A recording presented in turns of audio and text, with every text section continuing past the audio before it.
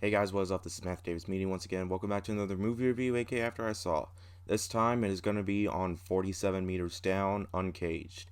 Now, 47 Meters Down, Uncaged is, of course, a sequel to the 2017 film of the same name.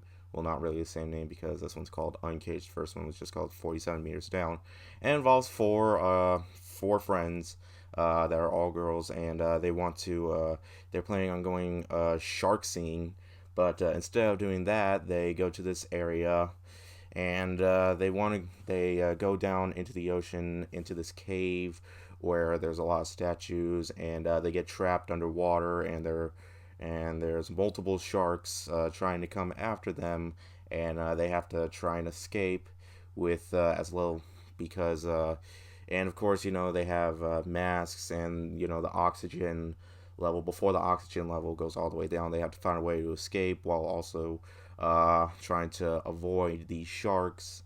And of course, we got ourselves another shark movie that is in fact a sequel to a movie that wasn't really that popular with critics and audiences, but did make somewhat a bit of a profit at the box office. So now we got a sequel. Now, I didn't review the first 47 meters down, mainly because I don't really feel like there was going to be much for me to talk about. But I did watch the movie. I watched it from home, and honestly, I didn't really care for it that much. Funny thing, that movie was originally supposed to go, I think, like to the Sci-Fi Channel, but at the last minute, they thought, the budget was a bit too high, so they just decided to put it in theaters. And kind of like Snakes on a Plane with Samuel L. Jackson. That was supposed to originally go to the Sci-Fi Channel, but with a big budget, they decided at the last minute to put it in theaters. And because Samuel L. Jackson's in it, and Samuel L. Jackson's a really popular guy, they decided to put that in the theaters. And yeah, they decided to put 47 Meters Down in the theaters, which I think was originally supposed to be called Into the Deep or something like that. But because 47 Meters Down feels more like an original title, they decided to do that. So now this is a franchise, and I didn't really expect much going into this movie. But yeah, this movie was not good.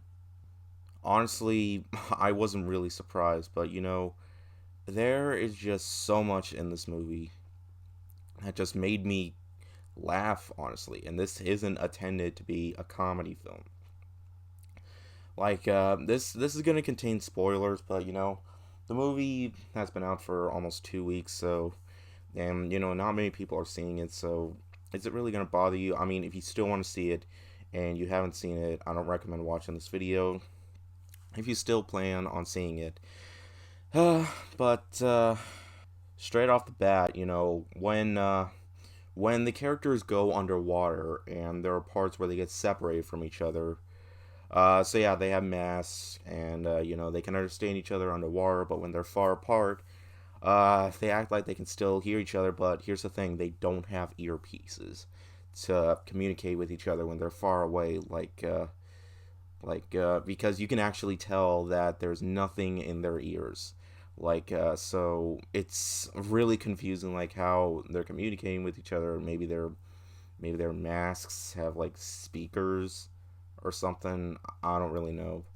And in terms of the pacing, this movie was, for the first 30 minutes, which is like the first quarter of the movie, honestly, it felt really slow.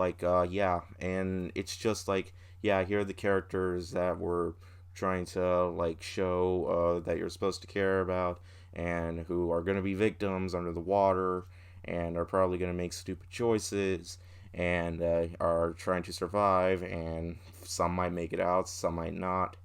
Honestly, if that's another thing about this movie too, there are so many moments where all the characters could have easily just died, so we wouldn't have this movie. So basically, if honestly, this movie was pretty laughable, and there are moments where few characters die, few don't, but honestly, I didn't really care because I didn't really care anything for the characters. Like, I did not care if all of them died, if some of them lived, and yeah, it's really easy for all of them to just die because Okay, there are moments in the movie where they're trying to distract the shark, like, hey, come over here, and then it's about to attack the person, but no, no, come over here. Bang, bang, bang, bang, bang on this thing, and yeah, they kind of do that for like a minute straight, and nobody actually gets hurt entirely. Like, it's kind of like, okay, nobody died there, because there are moments where it's really easy for someone to get killed like that because they don't have weapons or anything like that. I'm surprised like at least one of the people actually made it out alive. Two of them actually do. And I'm sorry that was a spoiler, but like I said, I have to spoil because there's so much going on in this movie that I feel like I just need to spoil. And because this movie wasn't that popular, I honestly don't care. Yeah, acting in terms of acting, they weren't terrible, but they weren't perfect either. Also, did I also mention like this movie isn't shot very well? Like underwater, there's like moments where you can't really tell who's getting attacked and who isn't. I don't know. Oh, and because this movie has is supposedly a horror film, and if you see a rating that for a movie that has terror in it, then basically that means yeah, it has jump scares.